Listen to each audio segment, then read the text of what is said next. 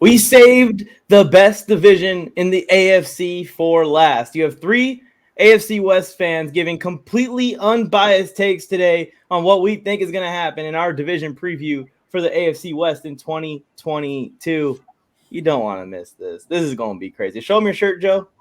Show me your shirt. Here we go.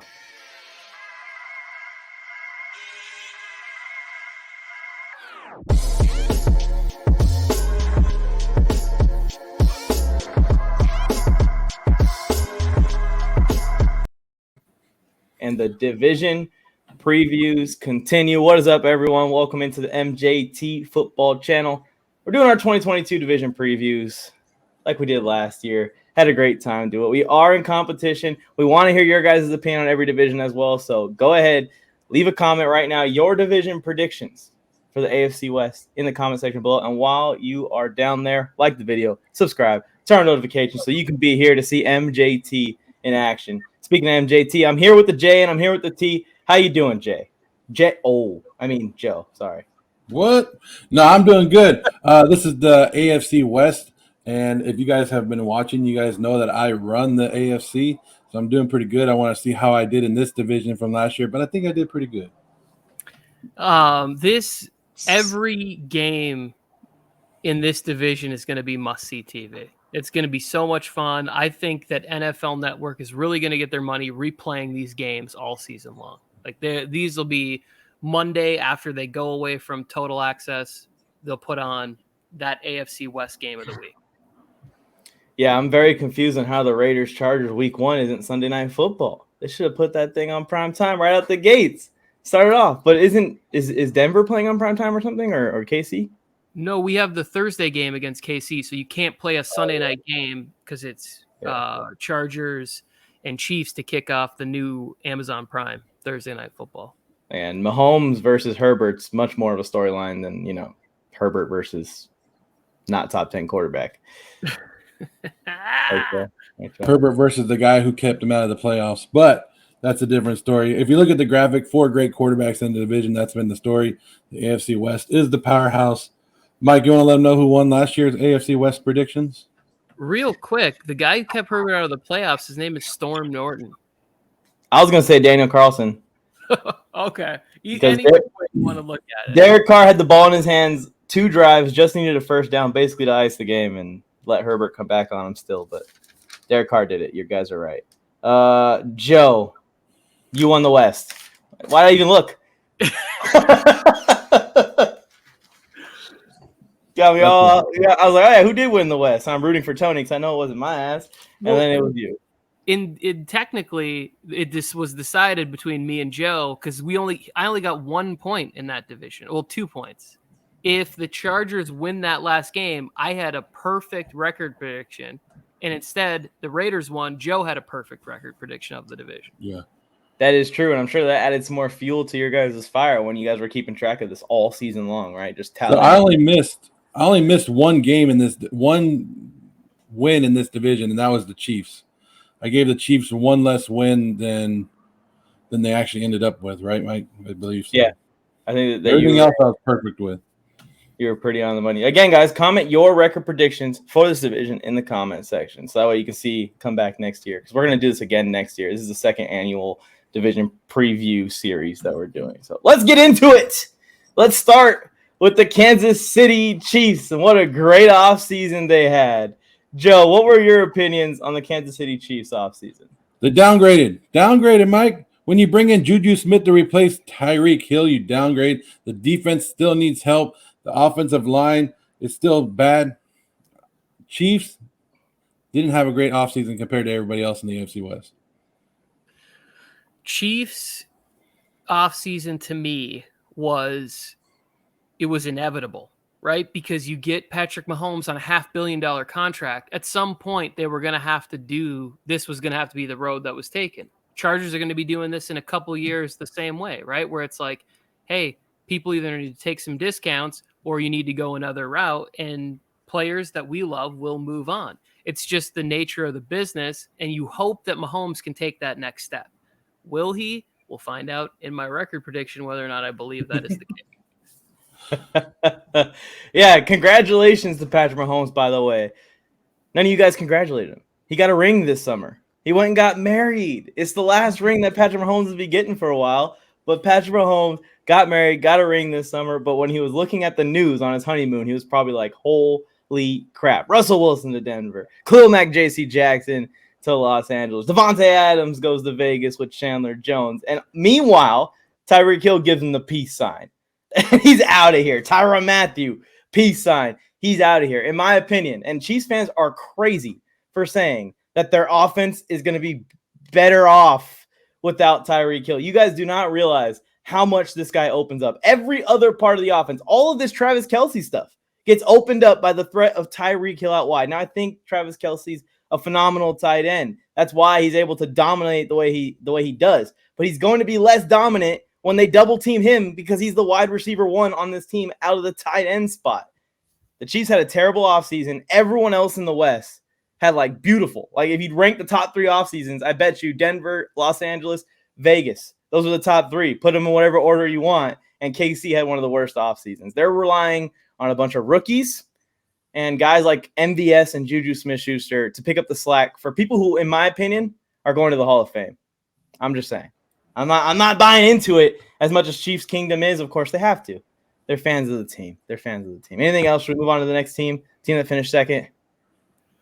I mean, if we have to, then yeah, I guess we have to. The Raiders. Go ahead, Joe.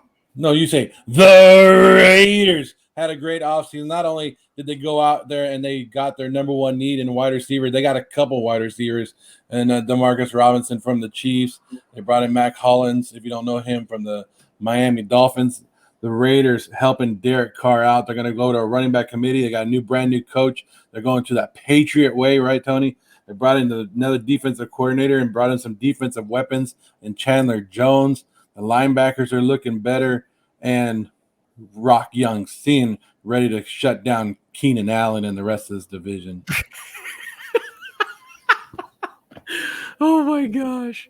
That's hilarious. I just want to talk about one of the key departures because Joe's very optimistic, but how are they going to win games without Bryan Edwards? Like, we're talking about the next Terrell Owens. This guy's gone.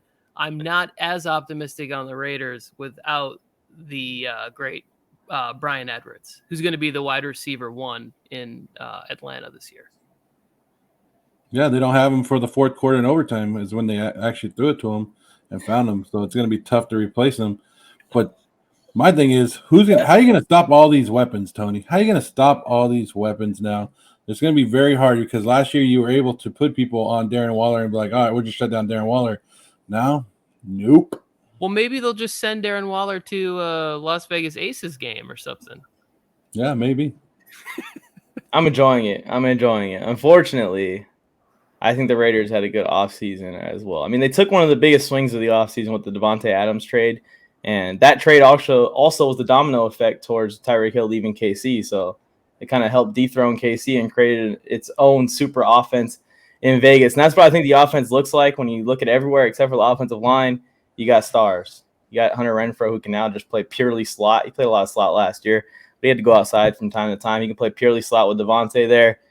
You got Darren Waller at tight end also. If he can make it through the whole season, then that's another threat on the inside. So I have to admit that the Raiders had a good offseason in making this offense superhuman. But it's going to need to be superhuman because that secondary, Rock Ya-Sin at CB1, you're taking Rock Ya-Sin in man coverage on Mike Williams or Keenan Allen? I'm taking all the QBs. I'm taking Mullen. I'm taking Sin. I'm taking Nate Hobbs. Shut down city. Justin Herbert had over 350 yards in both games last year against the Raiders secondary. And the Raiders had Casey Hayward, one of the most underrated corners in the league. Now he's gone. He said, I'm out too. I'm going to Atlanta with Brian. We hate it here. Mike, I understand why. You saw what he did to you right there. He put you on the big screen so he can clip out you saying nice things about the Raiders for his TikTok. Smooth move. Well done by the editor. I didn't say them with too much excitement. I know the TikTok algorithm is just going to shut that shit down. Look, Mike already went out, got his Devontae Adams jersey. That's how excited he is. Already put it on. He's ready to go for the season. And the Raiders season opening is against who? That's a low blow.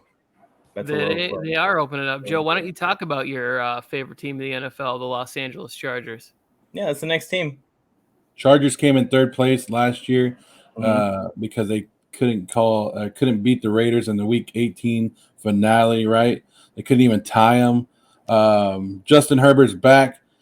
Same weapons, but they still have a problem at what was it, left tackle or right tackle? I don't know which one it is, but whatever. They have a problem at tackle. Y'all got problems I got nothing. Yeah, that's right. You can't go back now. It's already there. They brought in aging Khalil Mack with Joey Bosa. Hopefully they can get a whole 18 games out of both of them, but they doubt it. Maybe combined they'll get a combined total out of them. They brought in J.C. Jackson to go along with that secondary of this great Charger defense that was 25th ranked last year, and all of a sudden you add two people and you're supposed to be the best in the division. No, add like 7 people and it's the best. 7 starters. Yeah. I don't count Kyle Van Noy because he didn't do crap when he went to Miami, and he's a Patriots system guy. Do you count? Go ahead, sorry. Okay, yeah. I just want to say, if you're watching this, go also subscribe to Nuts and Bolts, where Mike and I do a Chargers. If you're a Chargers fan, go over to Nuts and Bolts and go over there. This team reloaded across the board on defense everywhere, which is exactly what they needed. You lock up Mike Williams. You got the emergence of Josh Palmer. Herbert, second year in the system. The hype is justified, real, and will be delivered on and executed as the Chargers make their way to Arizona. I'll be loading up the minivan. Family, see you in February. I'm done, Joe. That's it. No, you get to talk. Go ahead. Talk your. I just think that it's funny how, like, 5 minutes ago, we were bringing up Rocky Ya-Sin as a key addition, but you don't even know that the Chargers picked up Bryce Callahan. Don't even know that it even happened. Oh, my gosh. He's definitely better than Rocky Ya-Sin. Bryce Callahan would probably be the best corner on the Raiders right now. Our fourth corner, Michael Davis, will probably be the best corner on the damn Raiders right now. But they got Bryce Callahan also. Sebastian Joseph Day, starter inside, Super Bowl champion, one of the best run stoppers in the NFL. Austin Jackson, graded in the top 5 run stoppers in the NFL. We're just talking like, yeah, they just added washed Khalil Mack, who is still, even with only playing 5 games last year, top 5 in QB pressures over the last 3 seasons in the NFL. And J.C. Jackson, who has 25 interceptions or something in the last 3 years, which is more than the Raiders' entire team combined. The entire one. You combine all of them that have played for the Raiders in the last 3 years. They all don't have as many interceptions as J.C. Jackson. You can't just. Who did J.C. Jackson play against the last couple of years? Sam Darnold. And the Jets quarterbacks. And who else? Tua. Look at the division he's coming from. A crappy quarterback division. Of course, let's say he got 1 interception per division rival game. That's 6 games a year, right? 18 interceptions. What about the other freaking 10 that he's gotten? Oh, yeah. J.C. Jackson was on the Raiders' radar, and every Raiders fan wanted J.C. Jackson to come to their team. If Khalil Mack got traded to the Las Vegas Raiders, every single Raiders fan would celebrate it more than you celebrate the Chandler Jones edition. I am 100% certain on that y'all call me biased all the time, and then y'all get biased. The Chargers have the best offseason in the NFL, and the Chargers have the most complete roster in the NFL right now. Yeah, crown them. You want to crown their asses? Crown them, Tony. Crown them. I do. Crown them. I have. I will. It's that simple. Now let's go to a team that we're not going to crown, the Denver Broncos. Joe, thoughts on the Broncos this offseason? I'm still down on the Broncos. I like Javonte Williams, and I hope they give him the shot, but everything you still read about him is that they're going to do running back by committee still. Are we going to see that Jerry Jeudy actually break out, or is he going to continue his way? Because he didn't even score a touchdown last year before his injuries. And then you have Russell Wilson coming in there, and you got to hope that he gets along with the new coach, Nathaniel Hackett. Everything's good, but you got to hope that they're on the same page, because if Russ ain't cooking, is he going to get pissed off like he did in Seattle? And I'm wondering about this defense. I know they have some great playmakers, probably one of the best safeties in Simmons, but how much of this was their head coach last year and making that defense pretty damn good? Yeah, I agree with Joe. I think they're going to it's going to be a little bit more of a bumpy start to the season than people are accounting for. Just all the new parts with head coach and QB. There's no real establishment on that offense. And I do like Javonte Williams. I wish he played for another team. And the Jerry Jeudy thing, I want it to work out. I just don't fully get it. I understand that he's silky smooth with his route running and everything, but you still should be able to put up numbers. Terry McLaurin's having no trouble with 15 different QBs. DeAndre Hopkins had no trouble with terrible QB play. When you're that guy, you're that guy. So will Russell make him better? Yeah, but I'm not sure that he's ever going to get to the same level as some of the people that was in that draft class. And the Broncos, to me, it's more year 2. Everybody kept going their quarterback away. They got the quarterback. I don't necessarily see them as a Super Bowl team. I have similar feelings to you guys. Bravo for getting Russell Wilson, man. I was pissed about that deal as a Chargers fan because the Broncos did need a quarterback. But when you look at the rest of the roster, it just seems like it's a bunch of young, unproven talent. And I think they need multiple guys to step up and be like elite level players to really be a Super Bowl team, like Broncos fans think that they are. And like a lot of the people in the NFL fan base that are high on the Broncos think that they are. And I think that those couple players are Bradley Chubb needs to be an elite pass rusher. Pat Surtain, who I think has the most likely chance to do it, has to become a lockdown cornerback 1. And Jerry Jeudy, like you guys mentioned, has to become an elite wide receiver. I think we know what Cortland Sutton is. He's a beast. He's a great wide receiver, but he's kind of in that second tier. He should be a wide receiver 2 that just makes those big plays when his offense needs him to. And Jerry Jeudy should be the wide receiver 1. Can Jerry Jeudy jump to the level that some of the guys that he was drafted with in his draft class? That's still to be told. And I think that that's a key for the Broncos this year, because if that doesn't happen, I think that they're in the free agency market for wide receivers next year, or in the draft class looking at wide receivers next year, because Russell Wilson, we know when he has a bunch of weapons, he can throw that rock around, but those weapons still need to be ballers. They can't just be anyone, like you were saying, Tony. Yeah, I actually think one of the players that I would consider drafting with like my last pick in fantasy football would be KJ Hamler. He reminds me a little bit of Tyler Lockett, where it's fast and he's just out there, and when Russ is doing his thing and scrambling around, he can find a connection with him. And then lastly, on the Broncos, if Nick Bonito, who I think was like their second round pass rusher pick that they got, if he elevates to another level, they could have 3 really good pass rushers. But he needs to be sort of in that class with Randy Gregory, Bradley Chubb, Nick Bonito. If that happens, then they will surpass my prediction for them. Yeah, it just feels, other than Justin Simmons, other than Russell Wilson, there's a lot of those needs to be players. He needs to take that next step. When you look at KC, they already have Travis Kelce and Mahomes and these guys. You look at Vegas, they have Tay, they have Carr, they have Renfro, they have Waller. And you come to us, we have just that washed guy, Khalil Mack, Joey Bosa, and Derwin James, and J.C. Jackson, Justin Herbert, and Mike Williams, and Austin Eckler. And let's just get to the Corey Linsley, All-Pro. Yeah, Rashawn Slater, All-Pro. There we go. Here's our division record predictions for the AFC West. Again, leave yours in the comment section and compare them to ours. Who should we go at first here? Let's talk about Joe, despite his underwhelming hype of the Chargers offseason, adding 3 wins this year for the Chargers. What's your thought process on there? Because all we added was washed Khalil Mack and overrated J.C. Jackson. Well, if you look at the division, if you look at the schedule for the AFC West, it's not as bad as some of these other divisions. They get Jacksonville, they get Houston, right? Then they got to beat up on each other. That's the hardest part, is beating up on each other. That's where you're going to see some of it. And then it's just some of the games are a little bit easier on paper right now that I'm looking at. So the schedule makes it a little bit easier. And these teams are loaded. So I'm like, of course they're going to dominate some of these teams.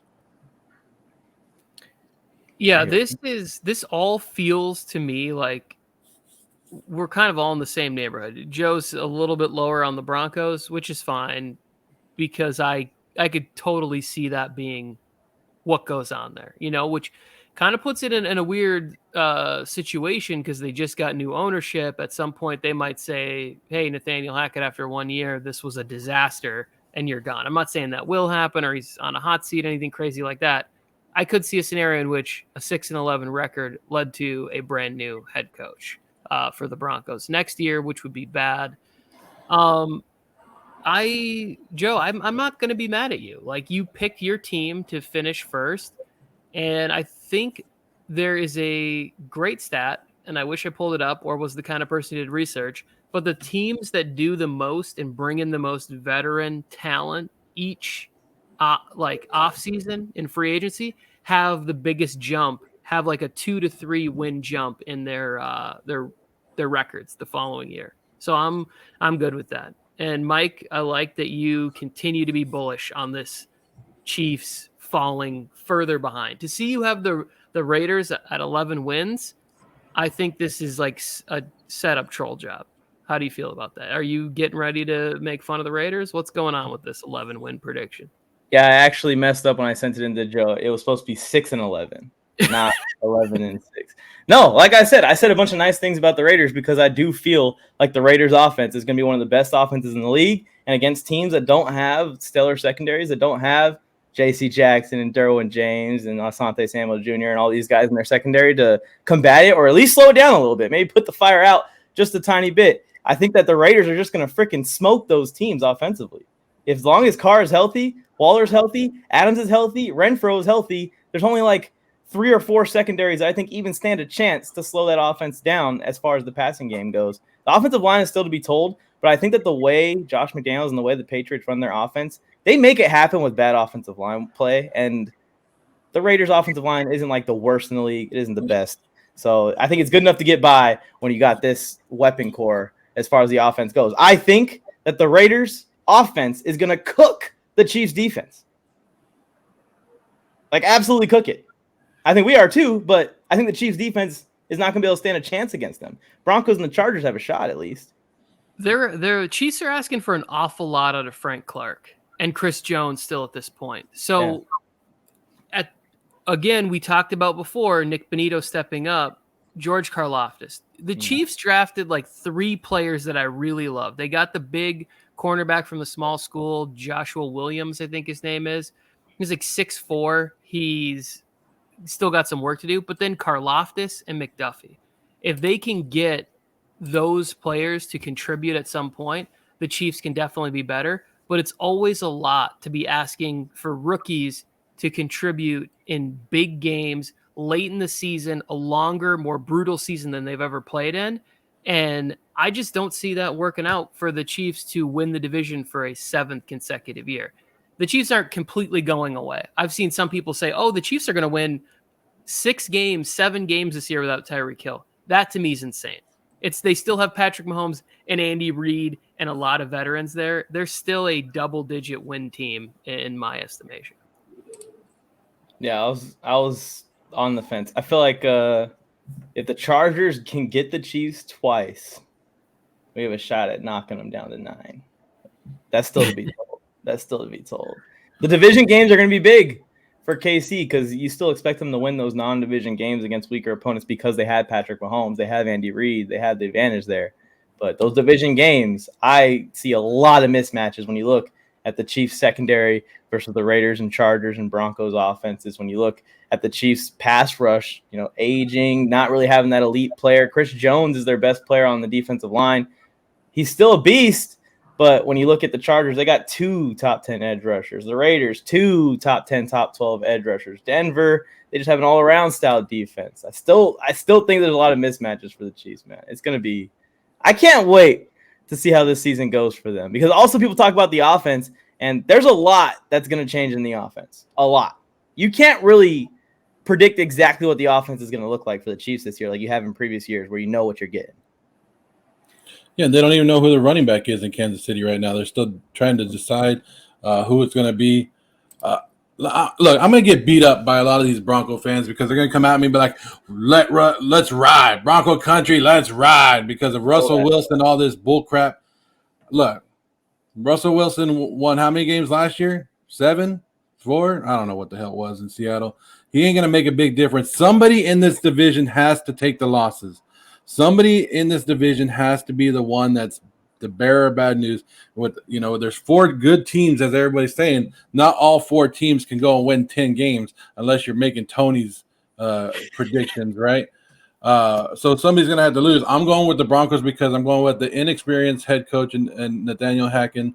We got to see how good he is, and I just think that they're a couple more pieces away than just Russell Wilson. And Russell Wilson, even though he is a great quarterback, he is aging and he still has to do his thing. But I'm not sold on Russell Wilson being able to win games on his own as he used to be when he was younger. Well, Could be wrong. Go ahead. I was just going to say, I think that could be a little bit of a myth that he used to just win games on his own, because as the defense faded out, he started to struggle more with that moment. Obviously, you want to be able to be in a situation where your team is close and then Russ is going to pull out those games at the end. That's what a franchise $50 million a year quarterback should be doing. Be calm in the pressure and win more of those games than they lose of those games. But this idea that he had been saving them for years, that was a good, well-coached football team for many years. Yeah, and I think that 6 is a little bit low, but I agree. That's why I have them in last for a lot of the same reasons that Joe said.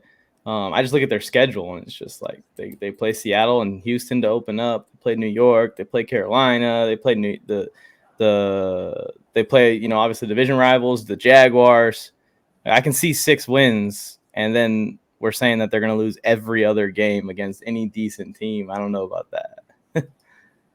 Well, I don't know about you, but they've lost to the Raiders 6 out of the last 7 times. Just to let you know. Well, Drew Lock was their quarterback the whole time. Don't matter. They were only 1 quarterback away from beating the Raiders. Come on. It doesn't matter. Well, we did it. AFC West predictions are up. Do we want to do these like guarantees that we were talking about before? Nope. All right. We'll throw them out. Thank you guys for tuning in. Again, leave your record predictions in the comments. One more reminder to subscribe, like the video. It helps out a ton in the algorithm. We appreciate you guys for tuning in to this edition of our division previews. There are more coming. We got the entire NFC coming, and then we're going to do a playoff show for each conference as well. And I think eventually we'll get to Super Bowl picks, like our official Super Bowl picks right before the season is about to kick off. So you're going to want to be here for it. Anything from the J, anything from the T. You guys got anything? Raiders! Hit the music. Wait, Tony, go ahead. I know, I'm just traumatized. I was hoping you'd hit the button. So I was falling back away from the speaker. I was like, it's toxic. Before he does it again.